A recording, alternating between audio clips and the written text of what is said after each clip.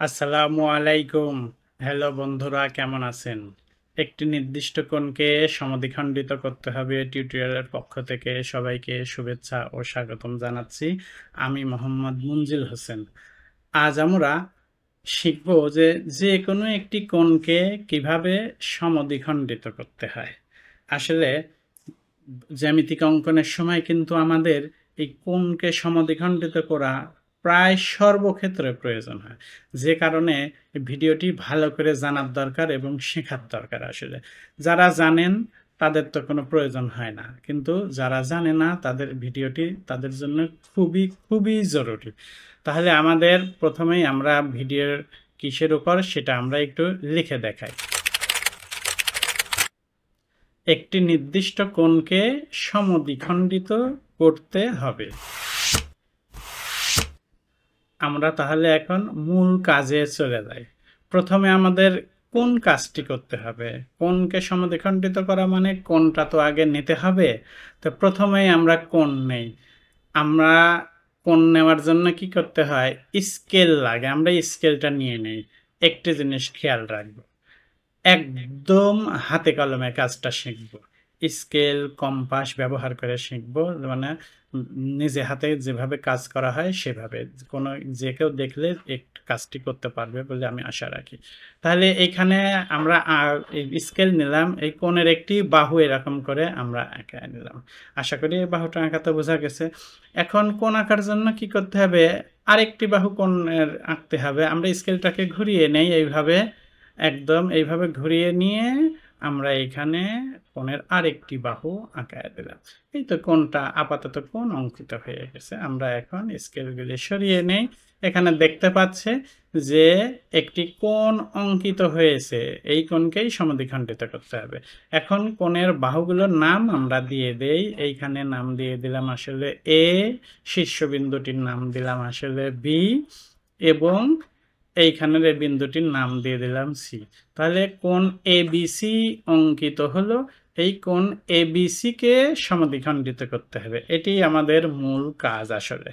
তাহলে সমদ্বিখণ্ডিত করতে হলে তো আমরা তো চাইলেই তো আর হাত দিয়ে স্কেল ধরে এই সমদ্বিখণ্ডিত করতে পারি না, তাতে ছোট বড় হয়। জ্যামিতিক অঙ্কনের বিষয় হলো স্কেল কম্পাস ব্যবহার করে করতে হবে। তো আমাদের এই কোণকে সমদ্বিখণ্ডিত করার জন্য আমাদের একটি কম্পাস দরকার। আমরা একটি কম্পাস নিয়ে নেই। কম্পাস নিয়ে নিয়ে প্রথমেই বি কে কেন্দ্র করে যে কোনো ব্যাসার্ধ নিয়ে একটি বৃত্তচাপ আঁকবো এইভাবে আমরা। তাহলে বি কে কেন্দ্র করে, তার মানে মনে করতে হবে যে এই কম্পাসের মাথাটি বি বিন্দুতে দিতে হবে।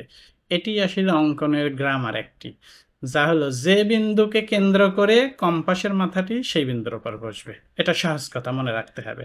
তাহলে বি কে কেন্দ্র করে মানে কম্পাসের মাথাটি বিতে আমরা বসিয়ে দেব। যে কোনো ব্যাসার্ধ নিয়ে, মানে পেন্সিল একটু কমা বাড়ানো এরকম করে আমরা ব্যাসার্ধ করতে পারি, নিয়ে এর উপর একটি বৃত্তচাপ এইভাবে আমরা এঁকে দেব। এই তো বোঝা গেছে, না বোঝার কোনো কারণ নেই। আমরা একটু কম্পাসটা সরিয়ে নেই।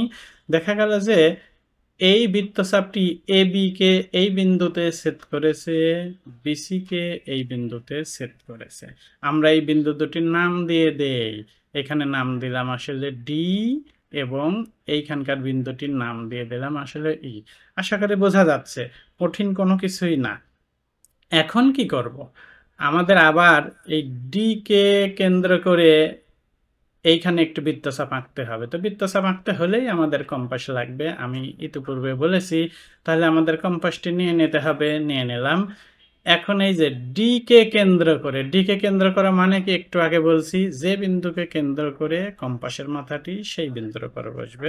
তাহলে আমরা কম্পাসের মাথাটি এই ডি এর উপর নিলাম। এইবার ডি এর অর্ধেকের বেশি ব্যাসার্ধ, মানে ডি মানে এতটুকু, এই যে আমরা এখানে দেখাই এই ব্যাসার্ধ পেন্সিল কত দূর নেব, অর্ধেক মানে এতটুকু হতো, এর চেয়ে একটু হলেও বেশি নিতে হবে। নিলাম। তো আমি দূরত্ব দেখানোর জন্য একটি রেখা এখানে রেখাংশ দিয়ে দেই। তো এইটুকুর অর্ধেকের বেশি এইটুকু হয়নি, অর্ধেক বলতে তো এতটুকু, এর চেয়ে অর্ধেকের বেশি হয়েছে। এইখানে একটি বৃত্তচাপ আঁকবে। এইটার নাম কি? এই যে এই জায়গাটুকু হলো কোণ এবিসি এর অভ্যন্তর। তাহলে অভ্যন্তরটা কি? এই কোণের ভেতরে আমি এই জায়গাটুকু একটু কালি করে দেই। আমরা একটি নির্দিষ্ট কোণকে সমদ্বিখণ্ডিত করতে হবে এটা শিখছি। এর মাঝে যে কোণের অভ্যন্তর আমাদের রয়েছে হলো এইখানে, আমি কালি করে দেই কোণের অভ্যন্তর বোঝার জন্য আমি দিয়ে দিলাম। এইখানে বৃত্তচাপ আঁকতে হবে, এইভাবে আমরা আঁকবো। ঠিক একইভাবে ডিকে কেন্দ্র করে যেমন এখানে একটু বৃত্তচাপ আঁকছি, এই ই কে কেন্দ্র করে একই ব্যাসার্ধ নেই। ই কে কেন্দ্র মানে কি, ই এর মাথার উপর, তাহলে ই এর উপর কম্পাসের মাথাটা এখানে বসবে এইভাবে। ওই একই ব্যাসার্ধ নিয়ে কোণে বিসি এর অভ্যন্তরে আরেকটি বৃত্তচাপ আমরা আঁকবো। মনে রাখতে হবে আগে যেমন যেখানে পেন্সিল ছিল ব্যাসার্ধ, এবার কিন্তু নড়াবো না, পেন্সিল অতটুকুই থাকবে অর্থাৎ ব্যাসার্ধর পরিমাণে। তাহলে এইখানে একটি বৃত্তচাপ আমরা এখানে আঁকলাম। এখন কি করতে হবে আমাদের, এই কম্পাসটি সরিয়ে নিলাম।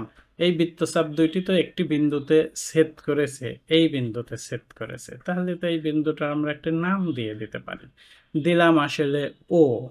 যখনই এখানে ও নাম দিলাম, ও হয়ে গেল। আমরা এক কাজ করি, এখন এই কোণকে সমদ্বিখণ্ডিত করার জন্য আমরা এই অভ্যন্তরটা কালি করে দিয়েছিলাম। এখন তো আর এই কালি দরকার নেই, আমরা কালিটাকে একটু সরিয়ে দেই, মুছে দেই, আসলে সরিয়ে দিলাম। তাহলে এবার আমরা যদি বি আর ও যোগ করি, তাহলে কোণ এ বি সি সমদ্বিখণ্ডিত হয়ে যাবে। তার মানে বি আর ও আমরা এখানে যোগ করব। যোগ করার জন্য কি করা লাগবে, আমাদের কিন্তু স্কেল লাগবে, এবং স্কেলটাকে এই বরাবর আমরা ধরি, ঠিক এই বরাবর বি আর ও বরাবর ধরলাম। এই যে এইখানে ধরে এইটা যোগ করি, যোগ করলাম।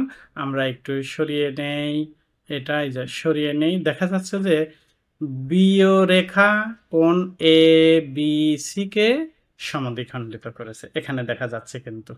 তার মানে কি, এই কোণ এ বি সি বিও রেখাংশ দ্বারা সমদ্বিখণ্ডিত হয়েছে, যেভাবে বুঝি।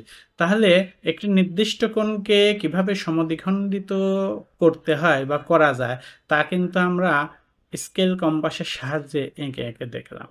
কিন্তু একটি কোণকে সমদ্বিখণ্ডিত করলেই শুধু হয় না, জ্যামিতিতে আরও কিছু লিখতে হয়। অঙ্কনের পরে বা অঙ্কনের আগেও কিছু লেখার নিয়ম রয়েছে, সেই কাজগুলো আমরা তো আমাদের শিখতে হবে। তাহলে এবার লেখার পদ্ধতিটা আমরা শিখব। তো এখন এই যে আমাদের যে প্রশ্ন থাকে, এই প্রশ্নটির একটি নাম আছে। কি নাম, সেটাকে বলা হয় আসলে সাধারণ নির্বাচন। এইটা আসলে সাধারণ নির্বাচন। এখন আমাদের কথা থাকতে পারে, তা হলো যে একটা জ্যামিতিক চিত্র বা সম্পাদ্য আঁকতে এবং লিখতে কয়টি অংশ থাকে, এটা তো আমার আসলে জানার দরকার। তাহলে কি, 1 নম্বরে থাকে হলো সাধারণ নির্বাচন, 2 নম্বরে আমাদের চিত্র অঙ্কন, 3 নম্বরে বিশেষ নির্বাচন, এবং 4 নম্বরে থাকে আসলে আমাদের অঙ্কনের বিবরণ। এই 4টে জিনিস আমাদের সব সময়ই আমাদের প্রয়োজন হয়।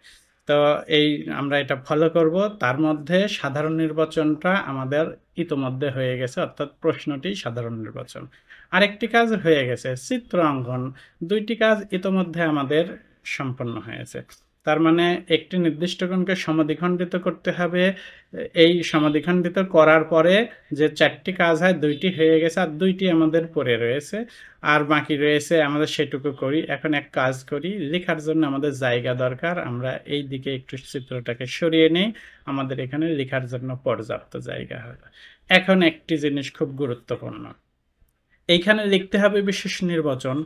আমরা বিশেষ নির্বাচন যখন লিখব, একটি জিনিস মনে রাখতে হবে, এই চিত্র দেখলে যারা বেসিক স্টুডেন্ট, নতুন স্টুডেন্ট, জ্যামিতি সম্পর্কে যার ধারণা নেই, তার কাছে হিজিবিজি মনে হয় যে কোথায় A B C D E ও, কত বৃত্তচাপ, কি করে লিখব। আসলে লেখার নিয়মটা হলো যেভাবে যেভাবে ধাপে ধাপে আমি আঁকছি, সেইভাবে ধাপে ধাপে আসলে আমাকে লিখতে হবে। এটাই হলো মূল কথা। তো এটা দেখলে নতুনদের অসুবিধা হয়, এক্সপার্ট হলে লেখা যায়। তাহলে নতুনরা কি করে শিখবে, তাদের তো একটা পথ লাগবে। হ্যাঁ, আমি প্রথমে যে কাজ করেছি, ঠিক প্রথমে সেটাই করতে হয়, লিখতে হয়। আমি এইটা প্রথমে আমরা সর্বশেষে এটা করেছিলাম, তাহলে এইটার আমরা ডিক্লেয়ার দেই। বিশেষ নির্বাচনটা কি? মনে করি এবিসি একটি নির্দিষ্ট কোণ, একে সমদ্বিখণ্ডিত করতে হবে। এই যে প্রথমে এটা নিয়েছিলাম, এটাকে বলা হয় আসলে বিশেষ নির্বাচন। বিশেষ নির্বাচনের সাথে সাথে আমরা দেখতে পারি যে 4টি কাজ, তার মধ্যে 2টি 3টি আমাদের হয়ে গেছে, আর বাকি থাকে কয়টা? একটি কাজ, অঙ্কনের বিবরণ। তো এই অঙ্কনের কাজ করতে প্রথমে কি করেছিলাম আমরা? অঙ্কনের জন্য এইখানে আমাদের একটি বৃত্তচাপ এঁকেছিলাম, খেয়াল আছে? এখানে একটি বৃত্তচাপের কথা এইটা করেছিলাম।